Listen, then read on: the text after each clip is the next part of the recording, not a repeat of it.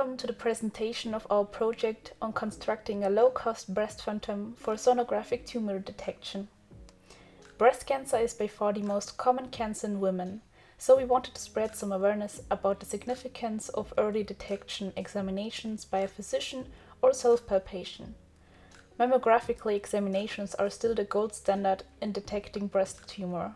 However, studies have shown that in dense tissue ultrasound screenings have demonstrated remarkable effectiveness in identifying breast cancer. It should be noted that the precision of ultrasound screening relies heavily on the examining physician's competence.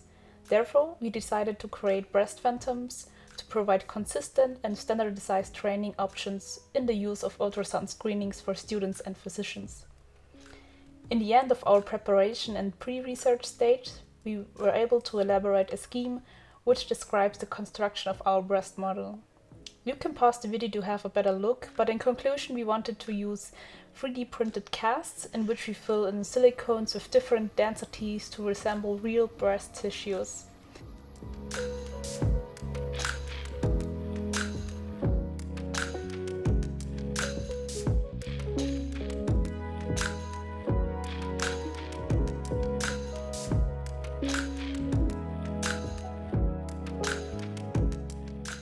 To find silicone materials with suitable properties, we prepared some test samples. Here you can see an example. It was crucial to mix the silicone compounds very well, to make the solution homogeneous and therefore ensure an even curing. The air bubbles created by mixing were removed by centrifuge in the falcons.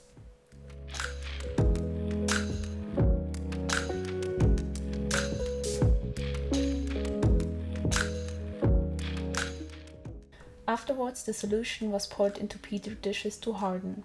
To speed up the curing time, we incubated the samples at temperatures ranging from 60 degrees Celsius to 100 degrees Celsius. We measured the density of each sample by using a pagnometer. After choosing which materials we wanted to use, we tested our technique with the water balloons to create the cavities for the glandular tissue.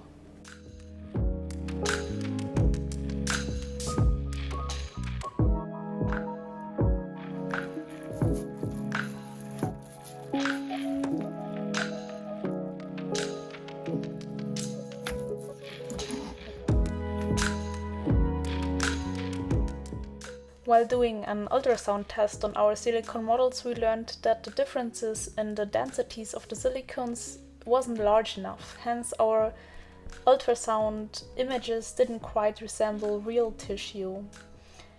The density was a crucial endpoint in this project because if the density of a tissue increases, the acoustic impedance increases. The acoustic impedance is a physical property of tissues that describe how much resistance an ultrasound beam encounters as it passes through. To obtain a good ultrasound image, our materials must vary greatly in their impedance values, because only if the difference is large, then sound is reflected.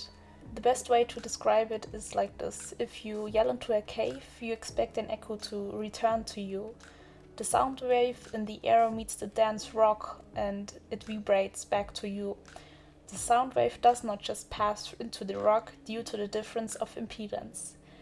We decided to take two paths to solve our problem. Firstly, we wanted to bring in another material, so we decided to prepare a PVA sample. PVA is a synthetic polymer that has a good acoustic impedance property because it contains more than 90% of water.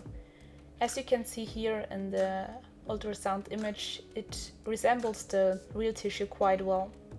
The reason why we didn't choose PVA in the beginning is because we wanted to create a long-lasting ultrasound model, and PVA can get moldy over time.